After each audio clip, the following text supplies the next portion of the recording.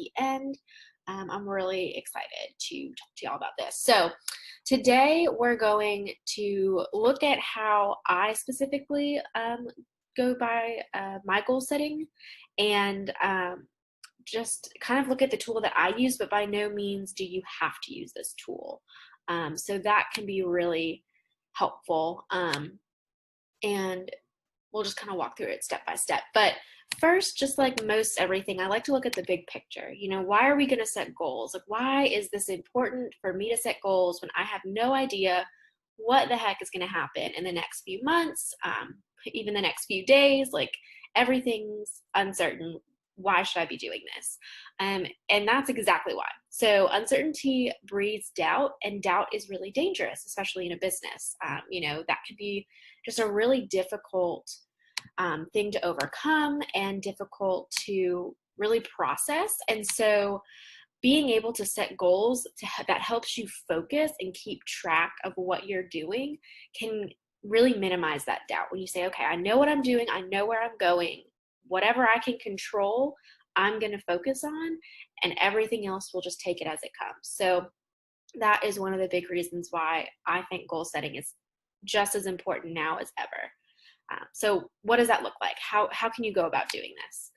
I'm going to take you through, like I said, the process that I use. So I use Michael Hyatt's Full Focus Planner. And honestly, for years, for whatever reason, I'm that person that just does not like to get on the hype train until it's like 3 years out station. Like, this has been around for years, and people have talked it up and recommended it to me. They're like, oh, you love goals, you love productivity, like all this stuff, like you've got to try this out. And forever, it took me forever. And then I had a client and friend, Sarah, who actually uses the product, and she had it with her one day when we were meeting, and I looked at it and I was like, oh my gosh, what have I been doing with my life? Like, I got to try this out. So that's why I use this tool, but you can use this process with any tool you want. And for the most part, it's going to be the same thing. Anytime you talk to someone about goal setting, it's essentially going through the same process with these same principles, maybe just practically displayed differently. So that's kind of what we're going to look at. And the first piece is going to be your annual goals. So it's May. You're like, okay, well, half the year's almost gone. But I really believe that goals don't have to go by our calendar year. And I honestly change my goals regularly. Like, every quarter I sit down and look at them, and my goals for this year have completely changed in small and big ways as my business has changed, as it's grown, and as I've had some clients disappear with the pandemic, and I've actually gotten some new ones. Like, really navigating the annual goals when you don't let yourself be boxed in by that calendar is really, really helpful. So you can set these goals and always change them. Don't feel like you have to wait until the new year to set new goals. So some questions that I always ask myself when looking at my annual goals is, how will this help me to reach my long-term goals? So this is my 3, 5, 10-year goals, which we won't get into today. And honestly, right now for me, a lot of those are still kind of not hunkered down, nailed down anywhere. But I know that I want to build an agency. I want to have a team of people that I get to work with to help other businesses market themselves online. Like, that is my long-term goal. And so the goals that I make every year are going to be around that idea. And until I can really get a firm grasp on what that looks like in 3, 5, 10 years, I just let that kind of be my guide. So it doesn't have to be super concrete for those, but having that mentality is really helpful. Asking yourself, what will help my business grow? So, if I invest time and money into this thing, this process, this product, this service, whatever it is that going to really help my business grow? And then the third thing I ask is, how will this help me to accomplish my mission? So my mission for Westfall Digital Strategies is to help businesses market themselves online and connect with their ideal clients. So how is the work that I'm doing and the goals that I'm setting helping me to accomplish that mission? All those kinds of things. So whether it is a sales goal, whether it is a marketing goal, whatever it is for your big picture year-long goals, that's what you want to look through, think through, and write down. So part of this is we break it down. So the goal details, this is part of the full focus planner process. And so we go through a goal summary, key motivations, next steps, and reward. And honestly, this has really helped me to get a better grasp on how to tangibly accomplish my goals. Because it's great when I say, okay, I want to hit X amount of dollars, or I want to build this kind of business. Awesome. That's really great. How in the world do I do that? I know that that's how I feel a lot of times. And I'm sure that's how you probably feel right now, is how do I take my business from where it's at to where I want it to be, especially with this pandemic? Like, very, very difficult question to answer oftentimes. And so this process really helps you to break it down into bite-sized pieces. So we're going to go through it. Be prepared. We'll go on a little bit of a roller coaster. Even as I was creating this, I was like, whew, emotional roller coaster, up and then down, and then we kind of settled out. So we're going to walk through it together. But the first thing that you do is you create a summary. And so this is within the SMARTer goal framework. So we've heard of SMART goals, and those are awesome. Recently, over the last couple of years, a few kind of authorities on goal setting have taken it a step further and created these SMARTer goals. And so that's the first thing that we do. So we're going to look at this goal that I've set for my business. This is a real goal that I have that I'm really excited about, and we'll kind of walk through it. So SMARTer stands for specific, measurable, actionable, risky, time-keyed, exciting, and relevant. And so when I wrote this goal down, okay, create an effective marketing strategy and sales funnel that brings in 10 new leads every month by December 31st. So I want to create this sales funnel and this strategy by December 31st, but that doesn't mean I'm going to wait until December to make it, right? And I'm getting really specific about the number of leads I wanted to create. So it has to be a pretty effective strategy and funnel for it to bring in that many leads every month, right? Especially for having just little old me working on this. That's a decent chunk of people coming in, asking me, to help them, whatever it is. So the actionable part, that's where these colors come in, because it's helpful to kind of see how this plays out. So the action is to create. So I'm going to create this system, right? I'm going to sit down and create a system. And at the end of this, I'm going to have something tangible that I'm going to be doing. The specific thing I'm creating is a marketing strategy and sales funnel. So I can see at the end of my creation process, is that what I have? Can I get from A to B and see the path through it? And then the 10 new leads is the measurable part. I can see, okay, am I getting 10 leads every month, and going through that and pivoting and changing it, all of that kind of stuff. And then the time key is December 31st. So like I said, I'm giving myself to the end of this year. Some of that might change, honestly, just because things are crazy and I might extend a little bit, but having that time deadline helps me to say, okay, I want to get it done in this time. That means I have to figure out how to schedule my time to get that work done over the next few months. And then the risky part, so it's not in green, but the risk is I may not do it. Like 10 is a pretty big number. I can get maybe one lead for sure a month, and that's by going out and me asking someone, or asking someone to recommend me or give me a referral. Like I could get one lead, but 10 is pretty significant for me right now. So that's kind of risky but exciting. Not exciting pieces, I could get 10 new leads. Like that would be so fun. I love getting to talk with new people, and the opportunity to get to work with new people on a project is like, oh, it makes me so excited. It's the best part of what I get to do. I feel like that, and seeing the project come to life. And then relevant. Is this relevant to my business? Is it relevant to the time that we're in? Like, is this the best use of my time? Yes, I need to create this foundational strategy and system so that as my business grows and as I bring new people on, I have a process and a funnel to keep clients coming through, all of that kind of stuff. So that's a pretty solid goal. I'll probably go back through, honestly, over the next few months as I look back on it and see if there's ways that I can make it better. Can I make it even more specific? Are there better actions or something more relevant and measurable that I can put into there? So that's the first piece of that, the summary. The next one is the key motivations. And this is something I typically like to pass over because it makes me have to kind of get real and say, why do I want to do this? Like this is something I think we should do with everything that we do with our business, but why this goal specifically? And it's really easy to breeze past this, but by identifying the key motivators for why you're doing what you're doing, not only does it keep you focused on what you're doing so that you can schedule your time well, but it helps you when things get tough to keep going. So if I'm getting really frustrated with trying to figure out how to set up this, workflow for my business to help automate some of the inquiries that come through so that people, feel like they're getting the right information they need, that it all works, and it's just not working, how am I going to remind myself, okay, this is important.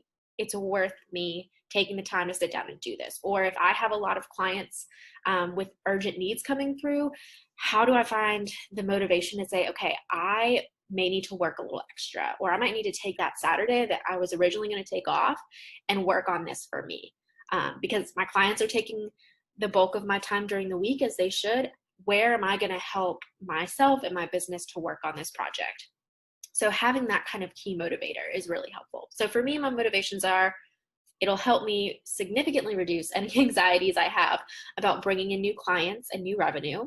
If I can create a serious funnel that's effective, that's bringing in that many leads every month, I can feel confident that I'll get a regular stream of clients. And so I don't have to worry about whether or not I can afford to pay my bills or for my business or for any employees, all of that kind of stuff. It'll help to really generate some new opportunities, to market and to connect with other people. There's just a variety of things that this will help me do, but I think the biggest thing is it'll help me not to be overwhelmed. It'll help me to really understand, what is my business going to look like? Who's coming down the pipe that I can really talk to and connect with and help? And it's just an opportunity to help more clients. So that's kind of my key motivators. Again, I can kind of flush them out some more and remind myself, okay, why am I doing this? Why am I doing this? That's a big piece that oftentimes we don't look at. And there's nothing wrong if money is your motivation. Nothing wrong with that. All right, so the next steps. This is also a really helpful thing that we can really kind of push back against. So the next steps are the 5 things that you need to do right now, or like next after creating this goal, to help get the ball rolling. So I'm a big believer that things in motion will stay in motion and things at rest will stay at rest. So if you start to move towards something and start taking action on your goals, it is so much easier to pivot and to change what you're doing than to go from 0 to 60. So for example, these webinars, this was something that in a conversation with a business mentor of mine, we were chatting and I was like, gosh, I really just enjoy talking with people and helping them to break down different concepts and like teaching. Like, it's just something that I really enjoy. And people seem to have a good response to it. They seem to be appreciative. They seem to think that it's helpful information. I would love to do that more. And he said, well, why don't you host a webinar and just, start that? There's plenty of people now, especially during the pandemic, like, go for it. And I said, okay. It was one of those things I was like, you know what, that is a great idea. And I have helpful information that people ask me these questions all the time. And so that's how this started. And it was because I started to move towards it that I'm now able to take a step back and say, okay, how can I use this webinar as part of my sales process, as a marketing tool to help people understand exactly who I am and what my business is about so that they could trust me to serve them and to help their business grow. And so now I'm able to pivot my time and energy and create a better plan for accomplishing my goal. So this is where those next steps are really helpful. And it takes you from that really overwhelmed feeling of like, oh my gosh, how am I going to get this done, to, okay, here's how I'm going to get this done. And you don't have to have it all right. That's the thing with all of this. And I'm sure all of you know, in business and entrepreneurship, you don't have to have it all right and perfect from the start. You just have to get started. So this helps you get started. The next piece is your reward. And I'm dreadful at this. Like, I am a terrible celebrator. I love to celebrate a birthday party. I love a good party, but celebrating accomplishments, especially my own, is really hard for me. I just am constantly thinking forward. It's like, okay, well, we did that. Great. Let's move on. It's like, no, stopping and celebrating, especially when you've accomplished a big goal, is really important. So taking the time to write out, what am I going to do when I accomplish this goal? And it helps you to remind yourself, okay, this will be something that we get to celebrate. This is a job well done. It's something to look forward to. And it's just like a great reminder of like, all right, you're going to stay focused. Let's get down to business. So taking the time to write that out and keep that in mind is important, but it has to be something, one, that you're willing to say no to. So if you don't accomplish this goal, you don't get the reward. And two, it has to be something you actually care about. So if it's just going to be a dance party, like, you can have a dance party anytime. I highly recommend them. But I don't get a mani-pedi all the time.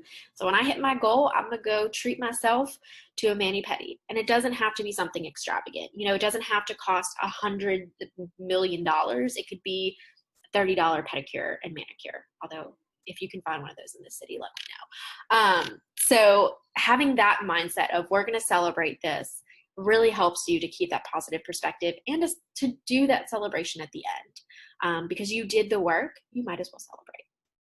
Okay, so that is our annual goals. I know that's a lot. Let's jump into the monthly, and this is where that emotional roller coaster is about to go up. So it'll be really fun though, don't worry. This is my list, not yours. So the next thing that you do is break down those 5 steps or more into your monthly goals. So for me, for example, creating that funnel and that strategy, I'm like, okay, I know kind of what I'm doing. I have a framework. I need to start to flesh it out a little bit. And so for me, that looks like creating a landing page for these mini sessions, creating a content calendar and updating my email marketing strategy and social media strategy, and then, you know, updating my website, going through and connecting all of these different platforms into this funnel so that when people click, you know, this link over here, it takes them to where I want them to go and where they're expecting to go.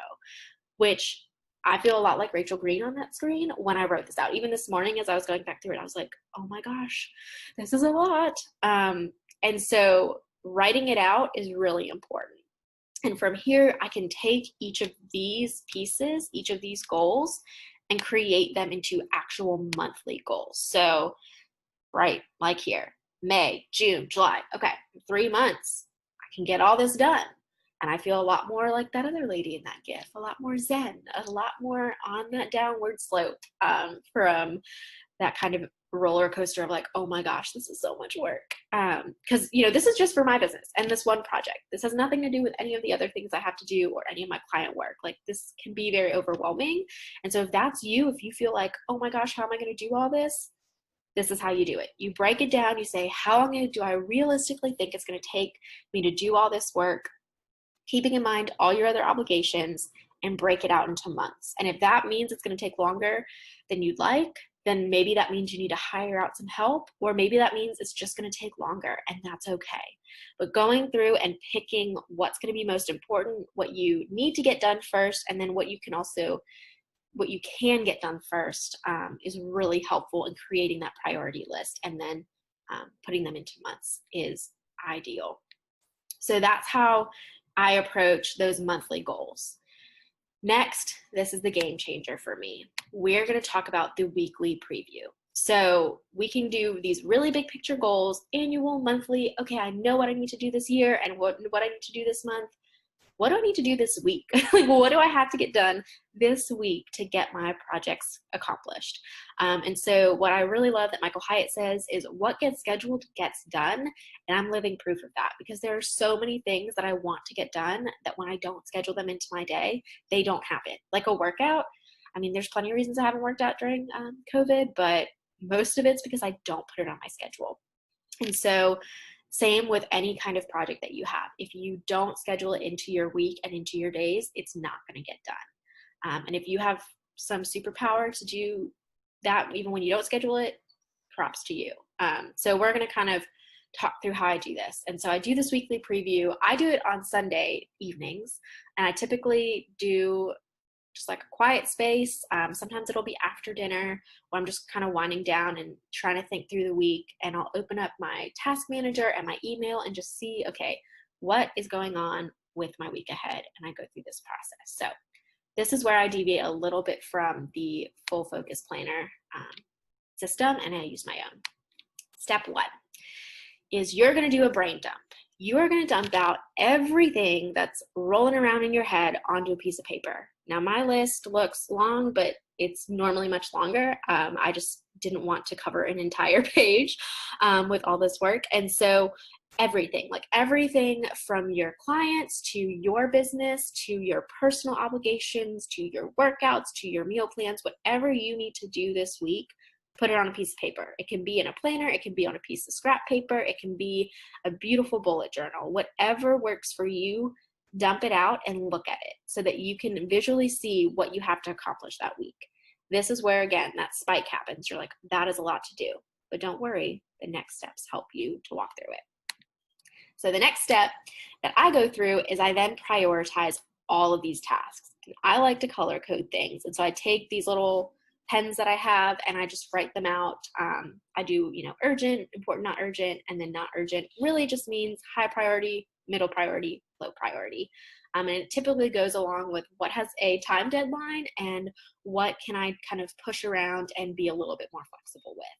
So I go through, I prioritize all of them, and I try to keep it from 3 to 5 tasks per color, just because anything more than that typically means that I can't accomplish it in that week. So that's the second step there. Then I go back again to that same page and I assign different days of the week to them. So I typically try to keep my work week between Monday and Friday, and I only work on client work during the week, and then sometimes Saturday will be like my extra day to do extra things for my business. But I try to schedule it all in that time. And so I go through Monday through Friday and I say, okay, this is what I'm doing Monday, this is Tuesday, Wednesday, Thursday, and even including like your meetings or anything that you already have to do this week included on there, and that automatically gets a day. So going through and doing that helps you to see visually what you're going to do day to day. And then from there, I go through, and in the journal that I use, it has this little table that breaks it down, and I just write them out in the order that they should be in. So what I need to do on Monday, Tuesday, Wednesday, Thursday, Friday, and sometimes Saturday, and I go through and I write them out. And it has been the most helpful thing for me because I can look at it and I can say, okay, that's my week. I know exactly what I'm going to do this week. And sometimes things shift. This week I had a client where something happened on Tuesday morning and all my plans had to go out the window because we had to fix this problem. And I just said, all right, we're going to shift it. And so by creating margin in your day and being able to look at it, you can really see week to week, okay, where do I have extra space? Where can I move things around? What can I kind of put together? And so being able to do that is really, really important. Also, my dog and my roommate might come in a minute. Let me turn off my camera. Sorry, guys. Yeah, well, we'll see how it happens. So we'll move this way. So going through and doing that is really helpful. And things like knowing if you have to do a lot of creative work is really important. Because for me, I know that if I have to create a lot of content, I can't do that all in one day. I have to do one client one day and another client the other day. Otherwise, my brain will turn to mush and we will all be sad. So I schedule that out intentionally. So going through prioritizing that is really helpful. And then the last piece here, because I do want to allow some time for questions, is the daily pages. So I take all that stuff I did for that weekly preview and I let that guide me as I do my daily pages. And so I normally do these the night before, but some people like to do them the day before, whatever it is. It's, again, it doesn't have to be this planner. You can just write them on a piece of paper if you want. But I go through and I pick the top 3 things I need to do that day, which typically are already listed from my weekly preview, and I write them down and then I schedule them. I literally put them into my day and I say, okay, from this time to this time, I'm working on this. From this time to this time, I'm working on this. And the nice thing is, as I've gone on, I can really understand how long it'll take me to work and do different work for my clients. So I know, okay, this project's going to take me 4 hours. This one's going to only take me about an hour. How can I schedule that in? Schedule it around meetings or other things that have time deadlines. All of that, going through and doing that is really, really helpful. So that's why I really like these pages and this planner specifically. But again, you can just do this on a piece of paper, super simple, super easy. All right, so I know that was a lot. Like I said, we kind of went on this roller coaster of a lot to do, and then we kind of leveled it out. But going through and being able to take your annual goals and chunk them down into smaller pieces until you get to a point where you can say, okay, these are the things I need to do this week, this day. I'm going to go do that. So if there's things like I need to write the copy for a landing page, I'm going to do them on this day. If I need to actually set up the landing page, I'm going to do it on this day. All of that kind of content goes into planning all this out. And then all of a sudden, a year later or 6 months later, you have your goal. It's been reached. So that's been really, really cool for me to see. All right, so action steps for you, because I know that this was a lot. Some things that I think are really helpful specifically for this time is to ask these questions as you rethink your goals. So ask yourself, what's changed about your business? Have you moved online in a different and new way that you need to really think through and capitalize on? What are your top 3 priorities for your business between now and December 31st? Do you have to earn more money or hire, downsize, restructure? What are the top 3 things that you know that you need to do for your business between now and the end of the year? And then from those 3 priorities, create 3 goals using that smarter outline, and use that to go through the process. And then another thing I think that's really helpful is to list 10 different ways that you can celebrate reaching your goals. So list them out, and then you just pick 3 to go with the 3 goals that you have, and keep that list so the next time you make goals, you can pick from that list the different things that you're going to do to celebrate. And then the last thing is ask who your support system is. Who can you share these goals with and help hold you accountable? So I really have found that to be super helpful. I have the joy of being a member of Hannah Hub DC, which I'm sure most of you know about, but if you don't, definitely check it out. It has been super helpful to be connected with other entrepreneurs who understand what I'm doing, why things happen. Like, they get it because they also are business owners. And so having a support system of people who understand, who you can trust, and who really want to see you succeed is vital to accomplishing your goals. So definitely look for ways to connect with others. And again, go through these questions as best you can, and really take the time to think through them. All right, so I know we're at the end. I want to open it up for questions and answers. Oh, Denise, I'm so glad you found this so helpful. This is awesome. So any other questions? If not, that's totally fine. Something that I am going to do for you all when you get the follow-up email is I'm including the worksheet with those 5 questions, so you can actually print it out or put it in online and work through them. So you'll have them there, so you don't have to worry about trying to find it in this PowerPoint, but you'll have that as well. So I'm glad you guys were all able to make it. I'm so glad that we ended close to on time. This would be great. Denise, I love that idea. Do a class on this at Hannah Hub. That's awesome. Oh, you're so welcome, Elizabeth. I'm glad that you found this helpful. I love this. Awesome. All right. Cool. Well, if you guys have any other questions, please feel free to, shoot them my way. If you have something specific, or something that I like to remind people is that you do get a free 30-minute consultation with me. We can do Zoom or just a phone call, and I'm happy to just even walk through your goals with you and talk some of these things out. Sometimes that can be really, really helpful. I know that I do that with my mom all the time, and she's brilliant. She owns Hannah Hub, for anyone who does not know. So I am a little biased, but sometimes just sitting down and talking with her has been the best way for me to figure out, okay, what do I really want to do and where am I going? So, if you can connect with my mom, Julia Westfall, she's certainly helped me. So yeah, Lori, she is fabulous. It's incredible. I'm a very, very lucky gal. So you'll get that follow-up email from me with that worksheet and a recording of this of this webinar and the slides. And then next week, we're going to talk about 3 creative ways to connect with your clients post-pandemic. So if you're trying to find ways to reconnect or connect with new clients, join me back here next week. We'll go through some fun ways you can do that. And I'm just so thankful that you guys showed up. So thank you so much for being here. And again, if you have questions, please don't hesitate to reach out. I will see you guys next week.